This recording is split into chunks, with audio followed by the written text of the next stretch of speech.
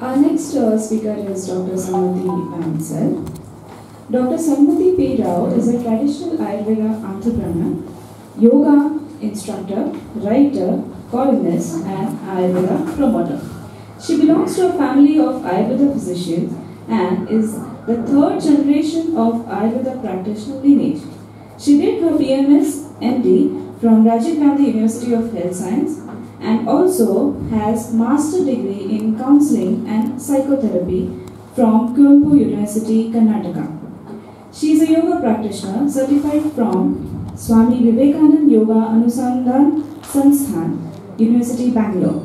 She has presented scientific papers in many of the international Ayurveda conferences in India and abroad. She has been trained under her mother, Dr. Shubhankari P. Rao, and also a practitioner at Shubha Ayurvedic Center, an infertility specialty center, Bangalore.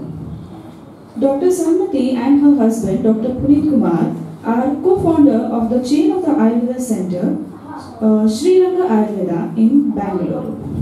Today she is going to talk about emergencies in pregnancy. Dr. Samati P. Rao. Thank you very much.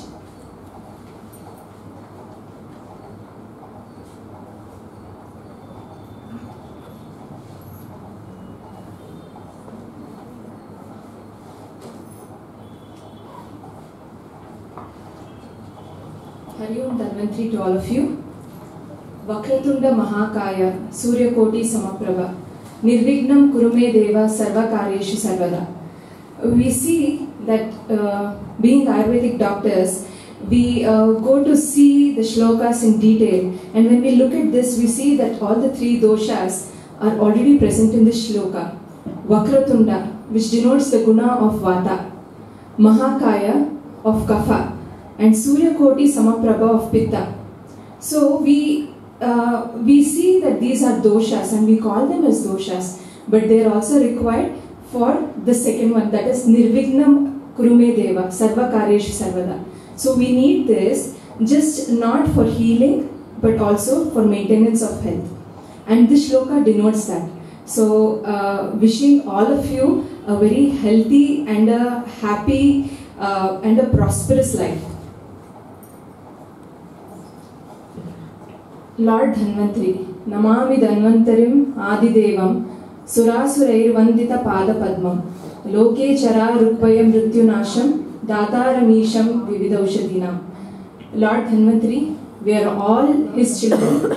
We have been chosen, I think so, that we have all been chosen just by Him to see that we help the mankind, and we have that responsibility, and we share the responsibility, and it's a pleasure to stand here and speak about Garbha Samskar to all of you. So the topic is emergencies in pregnancy. When I told this to Dr. Priya, I met her in one of the infertility conferences, and where I was speaking, and when she also told me about the Garbha Samskar event, I was extremely impressed with such a wonderful event that's going to take place. And when she asked me what topic would you want to talk on, I told her that I want something with emergencies in pregnancy. So when I told her that, she was, we cannot tell about abortions, or we cannot tell about spontaneous abortion, threatened abortion, because all those are emergency condition which goes into surgery later. So what could be the actual kind of topic? So then I had to explain that what I was going to talk about was basically on complications of pregnancy.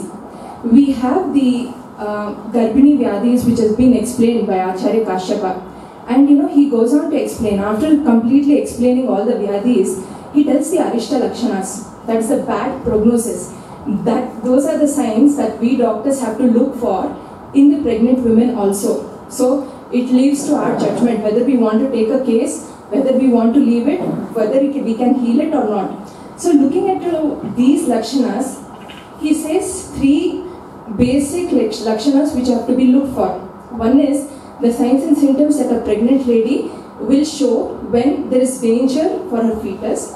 signs and symptoms which will show that there could be death of the fetus, and third is the signs which she herself will exhibit, which could be bad prognosis for her herself. So coming to the first one, so when we see for the features which would tell that there is danger for the for the fetus inside, so in that you see the first line, he says that Durbalakara and Bhavatya Asita, where he explains about a scraggy pregnant woman who is white, who is anemic in nature. So the second one, Jwara, having a lot of fevers all the time, and then Bahu Bhuktva, who is always eating a lot. In the third line you can see that, and Bahusho Bahu Murchita, who goes into syncope, who can become unconscious. So Murcha, which we see in toxemias of pregnancy or eclampsia, and then Netra Masto Uttita, that is the eyes being swollen, you can take it as that, or the thyroid problems that we also see in pregnancy. So both can be taken here. And the last second line would tell the congenital deformities, and the last one, Ruk, Sandhi Moksha, where having arthritic problems. So all of these are also certain complications which we need to look for. So this one, the first line basically tells the physical, the psychological, and to do with the lactating mother, what problems that she could have. In the first one, again he says about Sandhi Shota, Anga Paka. So these are all guru, where she's very lethargic, having diabetic symptoms, having something like gestational diabetes or hypertension. All these symptoms are told in this line. And this is the last one, Parshvashula, where that she's having pelvic girdle pains, or it could be Shwasa, where she's having an asthmatic attack, or it could be like Puti Gandha Mukha, Katigraha, Yonishula, again to do with the pelvic girdle pains. So all of these are something that is mentioned by Acharya Kashyapa already, which is taken as a complication or which is taken as an emergency, where the doctor has to start it right from the beginning. For example, now when you have, especially you're doing infertility, you have a PCOD patients who go in for pregnancy. Because of their pre-diabetic nature, or it could be pre-gestational diabetes, they might be, the doctors might put them on any kind of an insulin drug. So before they do that, when they come to you, can Ayurveda answer it? Yes, definitely, without them taking any insulin drug. The same thing coming with hypertension. Now, hypertension is not actually a very big problem in the first few weeks, but once they enter into the 20th week, it's taken as a danger sign. Can Ayurveda do anything before that? Definitely. So we can be avoiding the complications which will turn to be very fatal later, and we can do it just with Ayurvedic management. So there are certain complications, certain diseases which can complicate in pregnancy, like hyperemesis gravidum. Everybody has nausea, but it can also be on a very severe degree. Or there can be pregnancy, having certain diseases already in pregnancy can make it more complicated, like gestational diabetes or arthritis or asthma, all of these. So these are the ones that I'm just going to talk about, how we can, in an OPD basis, how we can look after these conditions, at least to a level where it can be easily managed without complicating the cases. The first one is Garbhini Chardi. Has Ayurveda explained it? Definitely. Next slide.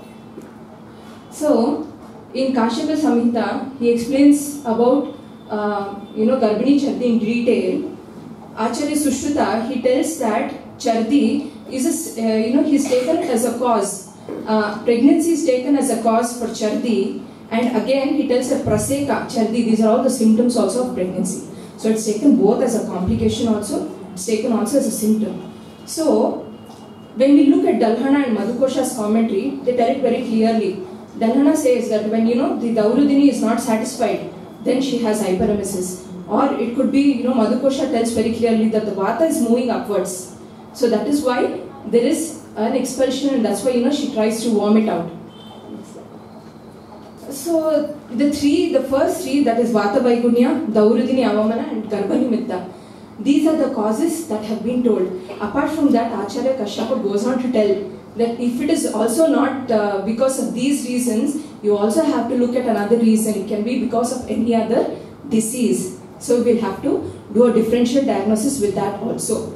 There could be any gastrointestinal problems, there could be parasitic infections, there could be genetic problems. So we'll have to look at all of it before an actual diagnosis is done. So why is it that, normally when you have such a patient come, I would want to tell a case, a girl of about 23 years, she comes in with, her parents, and, she comes with her husband, totally tired, cold, clampy feet, there's Vata Prakopa, she's not able to sit at a place, but she's very restless, but yet she's very tired, and she's taken to rest. She drinks a glass of water, she vomits like she's drunk 2-3 glasses. So, there are certain symptoms which physiological vomiting and pathological differ from. For example, in physiological, everybody, all mothers here will definitely know what nausea is. When they vomit, they have this pitta kind of vomiting which is taking place, but this duration is not for a long time. It is not very much in excess. It does not throw out completely. You have some food left in your stomach. You feel okay, there's retention of food. But this does not happen in excessive conditions. So here they are completely tired. They go in a state where there is Kshaya, the Vata starts to rise. This gives rise to certain complications like even constipation or anemia and certain things. So these were some of the symptoms that she came up with. So the first thing, this is the, next please. So this is the management that we normally try to do, everybody knows about it. But in this particular case, at least with what I found, extremely very good relief was, the next slide. Giving them this Laja Churna. So you can make a peya or a vilepi of this Laja, adding a little bit of Eladi Churna to it and Lavangadi Churna. And you can give this along with this Mayurapicha Basma, or you can just give it with even Swarnamakshika also. So when you start giving this itself, when I gave it to her, she did vomit, not that she did not, but the intensity was less and she did not feel very tired. And apart from that, we gave her Matulunga Rasayana and Dadima Valeha, which worked help. First week she complained almost the same thing, but the second week she felt much better. Third week she was alright. Normally, even normally physiologically also in pregnancy, by 8th to 12th week they should start feeling well. But that's actually not the case. I think most of them will know that vomiting will stay out throughout. But in her case, it gave her extremely good result, and she has also followed it for almost till a 6th month, and she's having very good result. There's been no problem. So apart from that, I have few references from before this.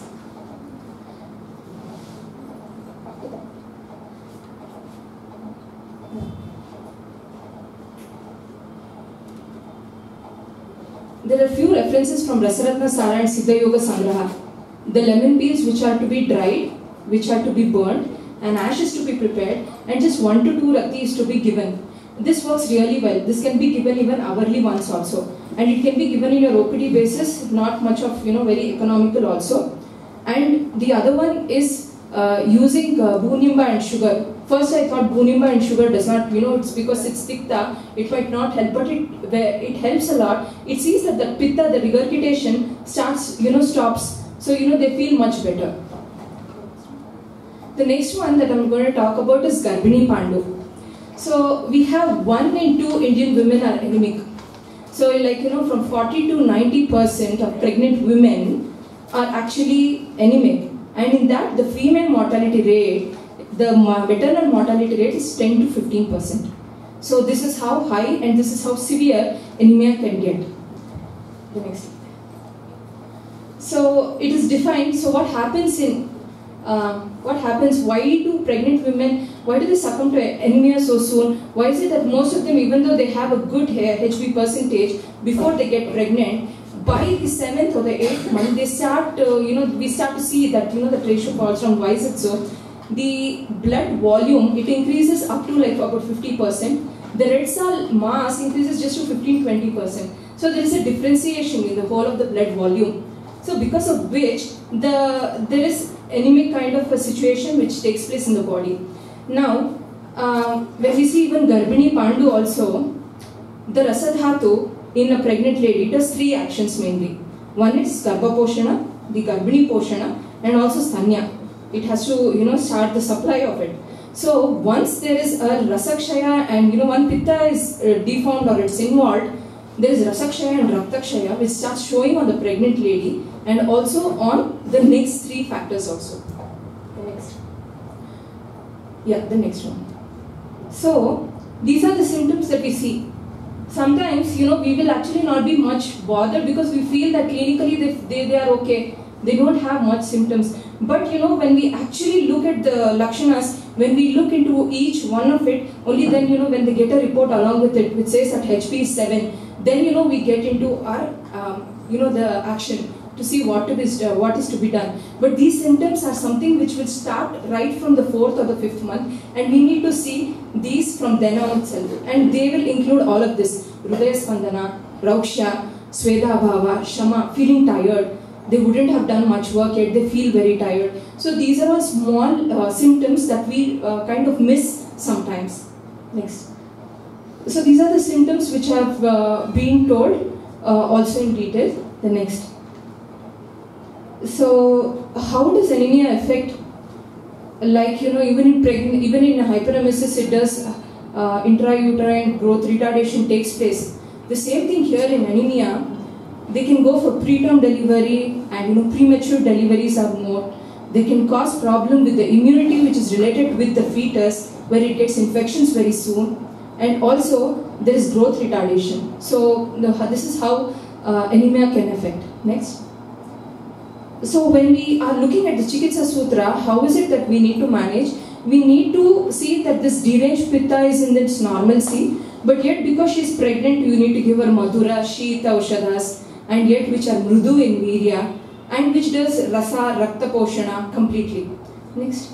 So these are all the medicines which we use even in practice also we use it. But along with medicines, there is more of diet that is needed for a pregnant woman. If we give her more of medicine, sometimes she might take it. Of course, when she has a condition where the HP is really low, she has no other option, but we can always do something with diet. And being Ayurveda doctors, Patya is our very important subject, because Ayurveda believes that food plays a very important role in keeping oneself. So advocating healthy habits becomes important. Next. So we have Loha preparations. Loha preparations, we know how Loha is the Raja. It's said that for any of the Pandu related problems, Loha preparations are to be administered. And even according to research, it says that it's good for hemopoiesis, and also it's a hematonic. So it sees that the blood volume, the red cell mass, everything comes to its normalcy, keeps the good health of the blood. So this is what happens when they are anemic, just not to do with Dhatu Kshaya that's taking place. There is Bala, Varna, Buddhi Hani also, Ojo Hani. All of this is taking place. So we need to give a small Rasayana along with it. That is why the Grutas, the Loha and the Bhatana Lomana, when it is given, it works very perfectly. Next. So these are the Patyas. We definitely know what is to be given, what is not to be given. But I would like to add on a few recipes that are very much helpful for a pregnant lady who can get into anemia. Next. So one is preparing apple gulkand. Very easy to prepare. We can tell them to prepare it just at home. Cut apple and put them into sugar syrup, or I would say honey syrup, not sugar here, because they are pregnant and you don't want them to see that the sugar levels increases. And when they use white sugar, they don't understand the difference between jaggery and sugar. So it's always good that we tell them honey and beetroot, apple juice, dates, pomegranate and raisins. This is all something that we do on a very daily basis. The next one is amaranthus. It sees, the research has, the research says that by using amaranthus, it sees that the cell permeability is increased.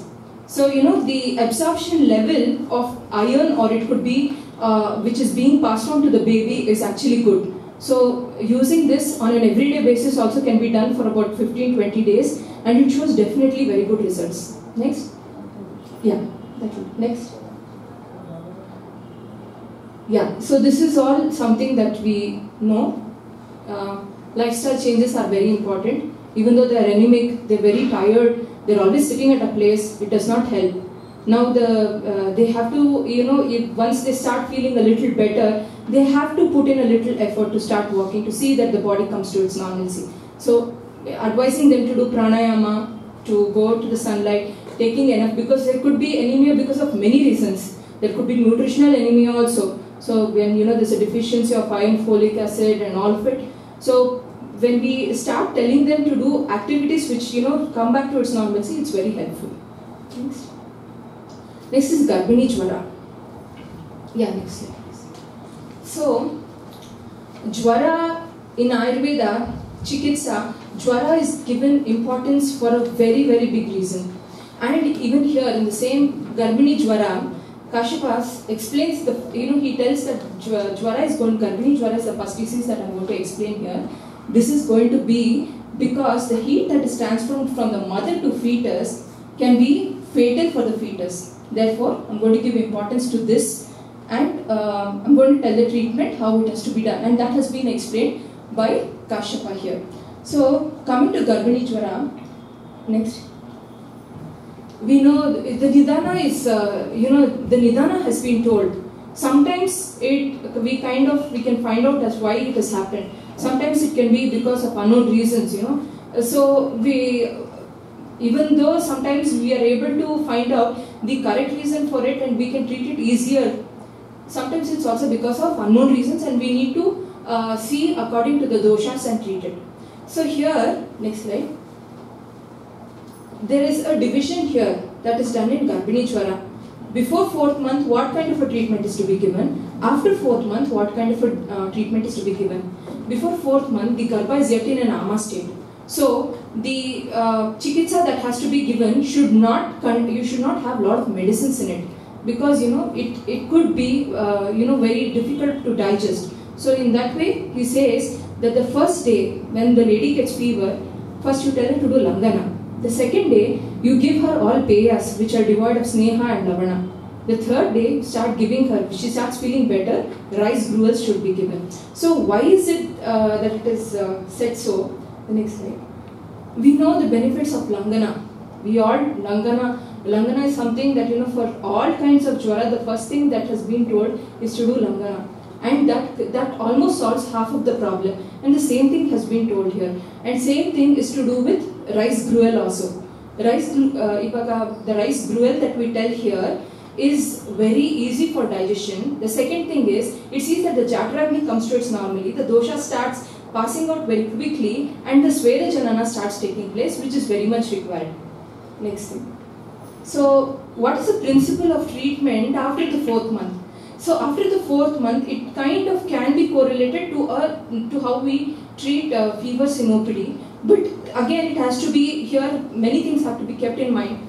The duration, which month of pregnancy she is in, what kind of developments are taking place, what kind of, has she got an infection, for what reason has she got the fever, all of these have to be looked for and treatment has to be given accordingly. Panchakarma is completely contraindicated during this time, so again mild medicines have been explained. So coming into the medicines section, I would want to tell a case where she was in her 6th month, and she got fever on the first day. She had about 100 to 101, which is of course it was fluctuating. She had pain in her joints, small joints also, and extremely tired naturally. And so this was a time where she was under Ayurvedic care completely. She did not want to go for the allopathy medicine at that time. So Amrutottara Churna was something that I started. When we see Amrutottara Churna, Amruta, it has Shunti, it has Haritaki. The easy combination does not have any kind of a lot of things to deal with. About not much, just half spoon, just 3 times a day with hot water. And she was giving rice gruel. I told her to take rice gruel for the first day. The second day she did have fever, not that it had come down, but her pains had come down. So this is Amrutottara Churna is also the medicine which is told in Amavata, where Ama is basically involved, and this helped her. The second day, fever was not coming down, it was there, I told her to continue, but so I just wanted to give her Sudarshana tablets also, gave her Godanti Mishran and Dashamula with Amrita Rishna. So this was given 2 times a day, and significantly it came down. Third day she was feeling alright completely. Now fevers can be because of many reasons. So when we try to see the dosha lakshanas, it can be treated easily without causing much problem. And I've seen that these are very safe drugs, can be used without any doubts. So there are certain do's and don'ts that all patients should know, which all doctors definitely tell. But these are also something that the Garbhinis at that time, at that moment, they need to know certain things. So it would be these, and apart from that, we need to let them know not to take medicines without a consultation of a doctor. Sometimes it just goes, they easily go on the and they take pills without any consultation of a doctor. So it's important that you let them know about it. Next is Garbhini Prameha. Gestational diabetes. Now diabetes, we know that India is known as the capital for diabetes, and Chennai especially, that state which is famous for that, which is known for that to the maximum. Gestational diabetes is a very common clinical pregnancy complication that we see in practice. And the next slide. So there are 2 kinds here when we talk about diabetes. There is pre-gestational or OAT, and then there is gestational diabetes. Pre-gestational can be type 1 and type 2. Why am I telling this? We have infertility cases, or we have young girls, or it could be women who want to conceive who have PCOD problems. They are advised they're advised anti-diabetic drugs on an initial basis where they would have stopped. So they have chances of getting, once they get pregnant, it could be through the Ayurvedic medicines itself they get pregnant, but they do have chances of getting gestational diabetes back. So this again is something that's related. So when we see Prameha is explained in Ayurveda in detail, and in the Garbhini Vyadhis nowhere Prameha is explained. They are not considered this as any a big disease, but in the complications when they tell about the lakshanas, like I was telling you, who consumes a lot of food, bahumutra, all of these symptoms, they tell about the pregnancy. They tell about the gestational diabetes. Next. So, just before slide. Yeah. So, now we have the effect of diabetes on pregnancy and the effect of pregnancy on diabetes. So, telling about the effect of pregnancy on diabetes, what happens? Now, you just compare a non-pregnant lady and a pregnant lady. Normally, a non-pregnant lady, her LPS levels are okay, they are in the normal range. But for a pregnant lady, it is little bit on the lower side. Alright, this is because of the dawn effect. And apart from that, estrogen, progesterone, or the lactogen, or the placental lactogen, they're all anti-insulin in nature. So they all give a complete diabetogenic effect. Pregnancy gives a diabetogenic effect to an already diabetic lady. So, the next one. Next. This is the effect of diabetes on pregnancy. By chance we have neglected, or it's not up to, we have not seen what could be. There could be maternal effects, there could be fetal effects, pregnancy complications. So diabetes does, this is something that we cannot ignore. So this is a disease where Ayurveda also answers very well. So coming.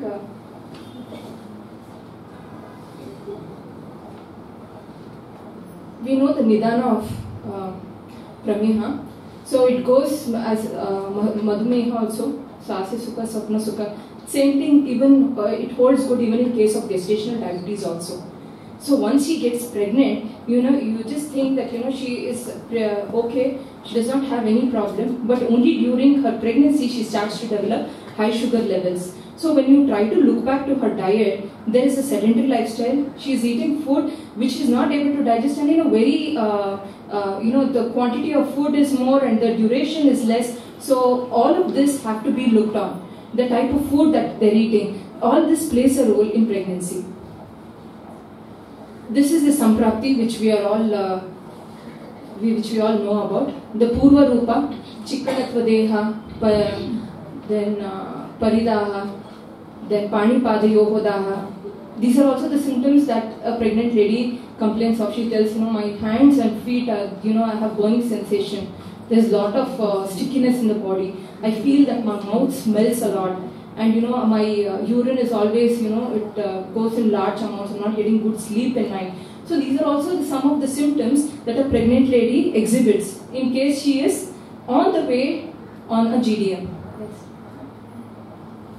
Yeah, next. Yeah.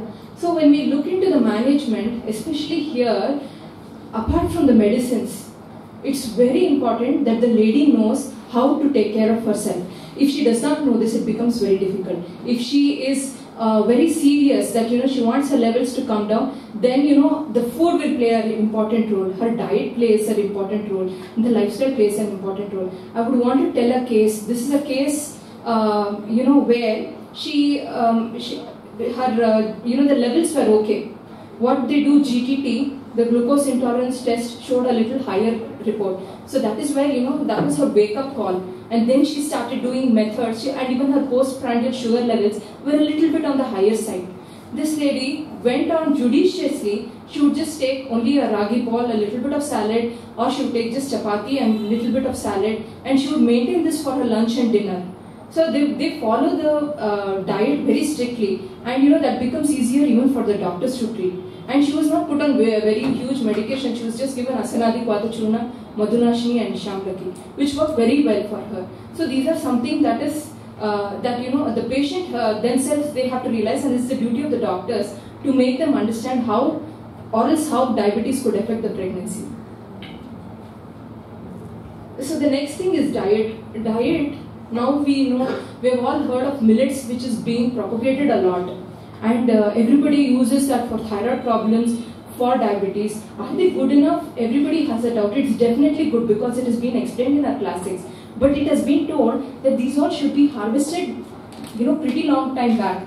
They should be old. They should not be the new ones. So, of course, these are very good, and you can always advise them. When you look for, the diabetic or anti-diabetic effect in just the food that we have, you'll be surprised to see that all the vegetables we have, right from bitter gourd, or I would say even the snake gourd, or the leafy vegetables, the lauki that we have, they all are anti-diabetic in nature. The tondekai, that is bimbi, everything is extremely good. And we kind of miss out on just these kind of diets.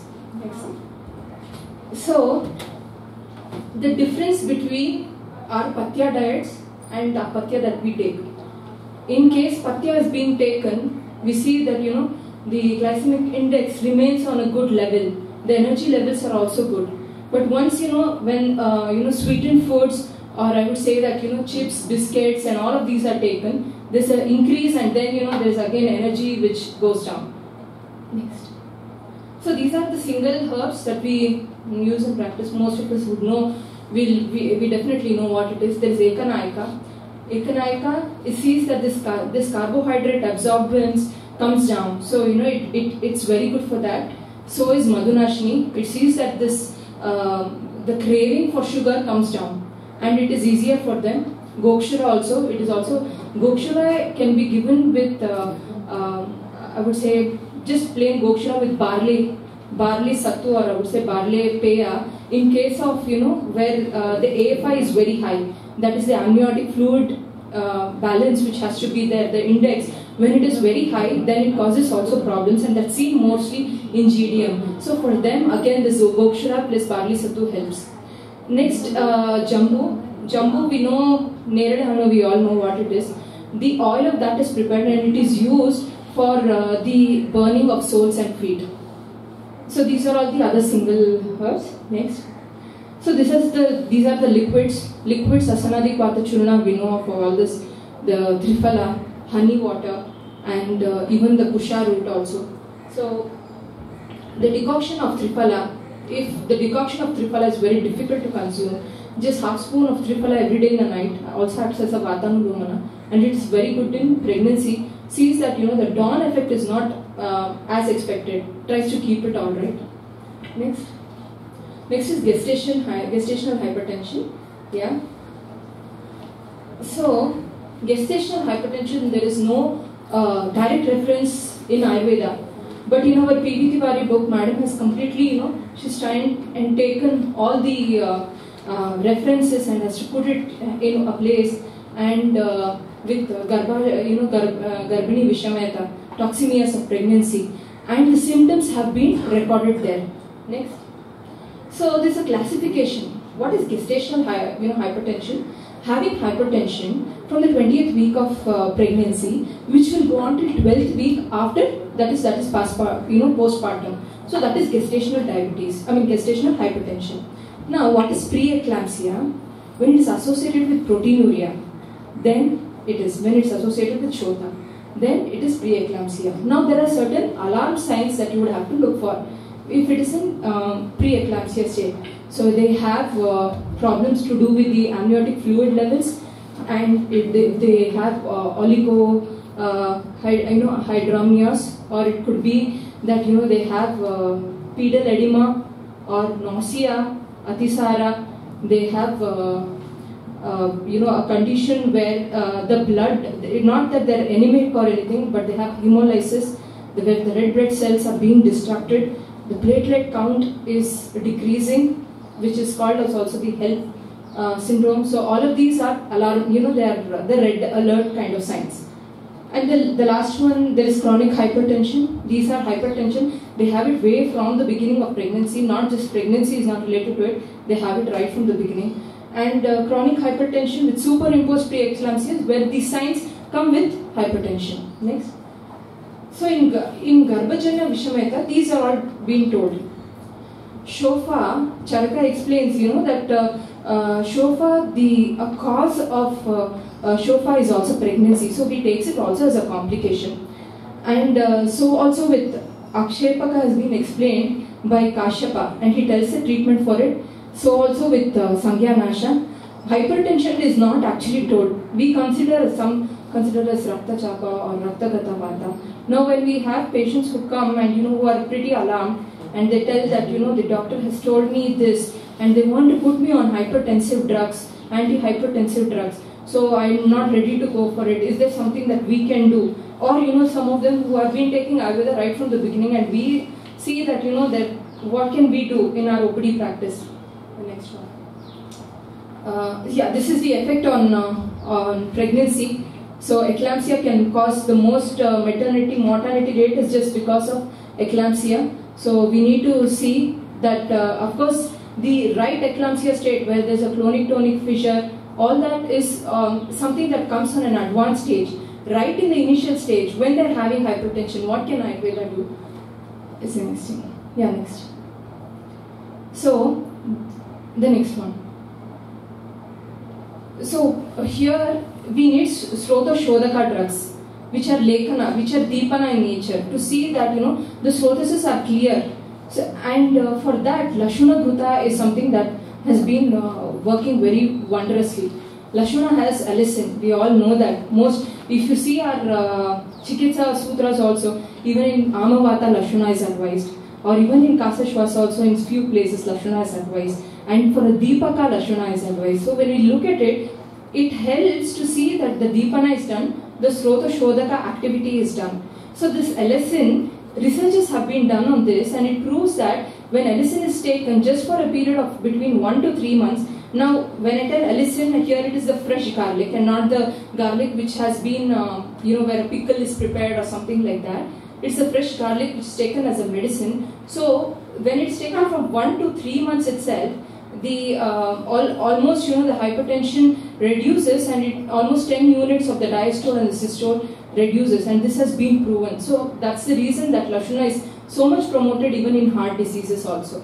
So apart from that, we have Jatamamsi, Sarpagandha. We also have Hridayarana Varasa or Prabhakar Bhatti, which can be given, or Arjuna Rishta. So these are all certain medicines, but we also need to give them a lifestyle modification where they're practicing yoga.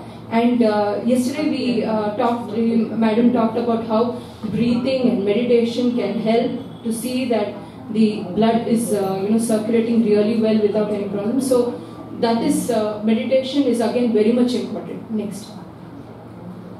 Yeah. Next is Garbhini Shwasa. So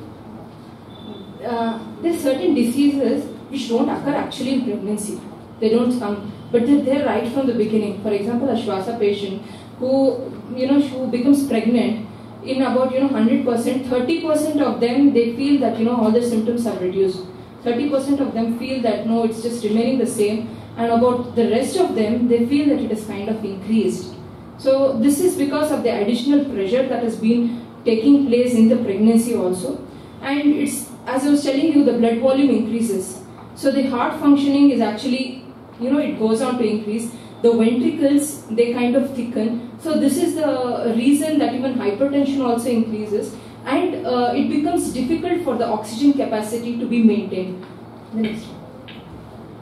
Yeah, the next one. So what is the risk of, uncontrolled asthma in pregnancy?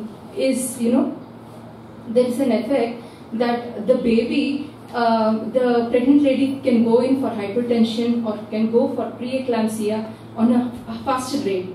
And the other thing is, there is also retardation in growth, there is preterm deliveries, but there is another important thing is this, between the 24 to 32nd week is a time which is very delicate for them, and most of them, they see that the delivery is also, the water breaks unknownly for most of the asthmatic patients during this time. So this is the that's the reason that the preterm and the deliveries are more in the asthmatic patients. Next, the asthma action plan. What can be done? We know what are the triggering factors. It's not we, but they themselves know what the triggering factors are. They know the cold weather, the food that they eat, or the exercises they do. And the corrosive, or it could be irritant drugs that they're taking. Anything, they know what are all those factors. So it is best that they avoid them. So this is very important, that has to be done. The second one is, they need to monitor the baby function, the fetal movements and also the lung functions. Normally, they don't do that. We can just ask them to do a basic, see how many times they breathe in a minute, and also see whether, after they have food, the fetal movements are good or not. And if they feel that there seem to be some asthma kind of a problem, they need to go for the 16th week scan and the 20th week scan after that. So, and avoid Nidana Parivarjana. Normally, asthmatic patients, they just don't come with the wheezing. They have something associated, like a rhinitis problem is always there. It is a Pittasthana Udbhava disease, so they also have something to do with the GIT. So all of these are associated, and we need to treat all of it together. The next. So what is the treatment plan we can do? Here I would want to tell a friend of mine.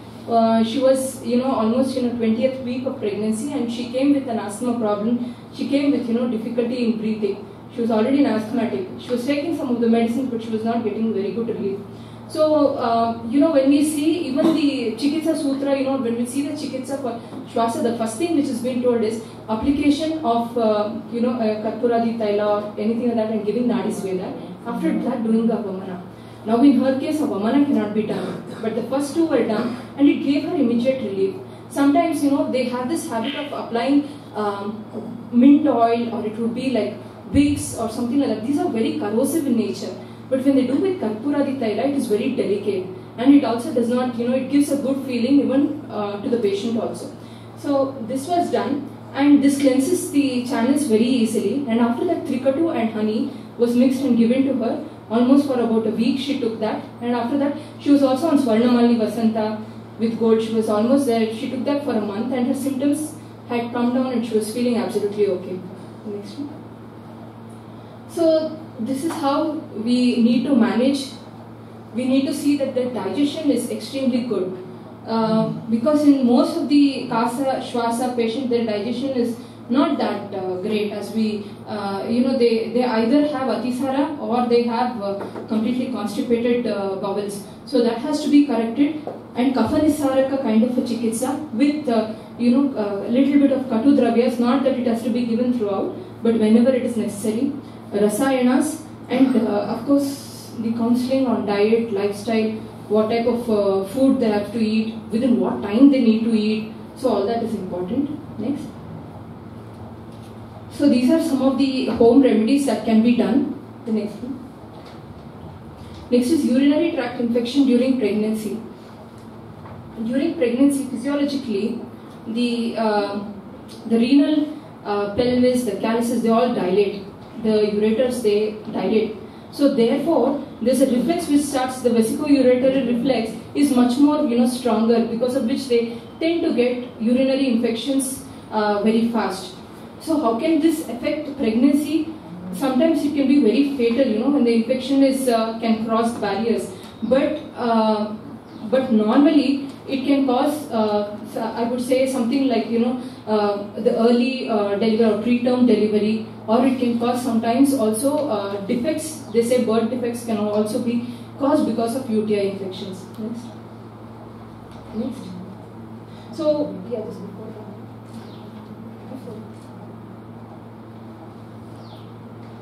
So when we see what are the causes for, we have a very nice, beautiful Masanumasika Bhakya which has been told for the pregnant lady. And when they indulge in too much of Ushna Tikshna Ahara, taking wine, taking a lot of meat food, or even doing a lot of exercises, or having even Vyavaya is also considered here as a reason. So they have chances of infection. That's the reason that certain do's and don'ts have been told in our text, to see that these kind of infections and all, and Vata especially, is in control. So these are few of the causes.